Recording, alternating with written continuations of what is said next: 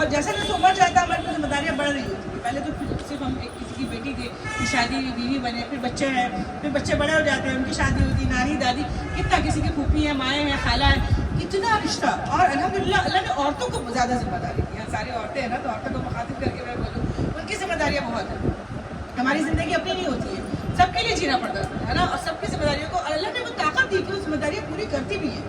یہاں تک کہ پڑوسن کا بھی حق ادا کرتی ہے. بیمار ہے تو جا کے ذرا دیکھ لیا, ایک پیارا سالن بھیج دیا, کہنے کہ مجھے خوشی کی بات ہے, اچھی بات ہے, اللہ کو اچھا لگتا ہے. لیکن بہرحال موت تو آنی تھی. جب ایک بندہ جب دنیا سے جاتا ہے نا, اس وقت وہ بہت سارے رشتے جی رہا ہوتا ہے. موت آئی, کہانی ختم, رشتے سارے چھوٹ گئے, پیچھے چھوٹ رہے ہوتے ہیں نا. آپ دیکھیں کہ کسی کے میت پہ جاتے کتنا لوگ چیخو پکار کر رہے ہوتے ہیں. کوئی کہتا ہے میری ماں, کوئی کہتا ہے میری پھوپھی, کوئی کہتا ہے میری خالہ, اس نے میری زندگی میں یہ کیا, اس نے میری زندگی میں اس کی یہ اہمیت تھی. لیکن کسی کی طاقت نہیں جس کو روک کے دکھا سکتا. میت کو رکھ سکتا ہے نہیں نا, اللہ نے اسی تو اناج میں کیڑے اور میت میں بدبو پیدا کر دی, کوئی اپنے گھر میں رکھ سکتا ہے.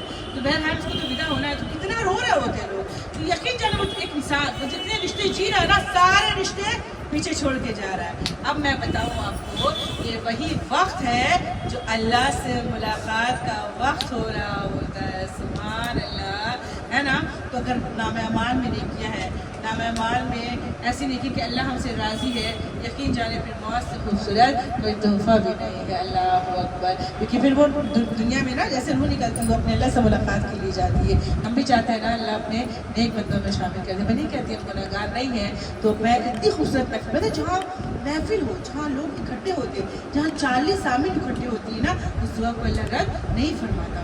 تو اپنے لیے دعا کرایا کرے. اور سب سے بڑی دعا کیا آج کے زمانے میں, مجھے لگتا ہے نا, ڈر کے بے شک اللہ نے وعدہ کیا, اللہ نے بھیجا, اللہ کی ذمہ داری پوری ہو جائے گی. لیکن پتہ نہیں ہے موت کس حال میں آئے گی, کیسے حال میں آئے گی, ہے نا.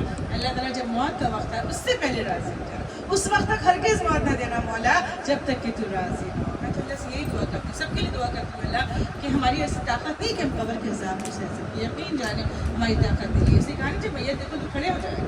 نبی نے کیا کہا کہ جب کسی میت کو دفن کرنے جاؤ, تو دفن کرنے کے بعد جو اپنے لوگ ہیں نا, کچھ دن رک جانا چاہیے. میت کے پاس, قبر کے پاس بیٹھے رہنا چاہیے. لوگ کیا کرتے ہیں, ڈالا 40 اور روپئے, سب کو پتا, جیسے 40 قدم جاتے ہیں مٹی دے کر کے, فرشتے آ جاتے ہیں قبر میں سوال, ممکن ہے کہ آ جاتے ہیں سوال جواب کے لیے. لیکن گھر والے تو رکتے ہیں. میرے نبی نے خاص تاکید کی کہ اپنے جو خاص گھر والے, بیٹا ہے یا بھائی ہے یا باپ ہے, جو والد ہے, جو بھی ہے, آپ اس کے قبر پہ بیٹھے رہیں تھوڑی دیر. تو یہ فرمایا کہ کتنی دیر بیٹھنا ہے. تو کہا گیا کہ اگر آپ ایک اونٹ کو ذبح کرتے ہیں, اور ذبح کرنے کے بعد اس کے گوشت, ہم بھی تو بکری وغیرہ میں گوشت جاتے ہیں نا, ذبح کرتے ہیں, تو کہا کہ گوشت کو جو تقسیم کرنے میں جتنا وقت لگتا ہے ذبح کر کے تقسیم کرنے میں, اتنی دیر اپنی میت کے قبر پہ بیٹھے رہو. تو اندر سوال جواب ہو رہا ہے, لیکن اس کو لگتا ہے نا کہ کوئی میرے ساتھ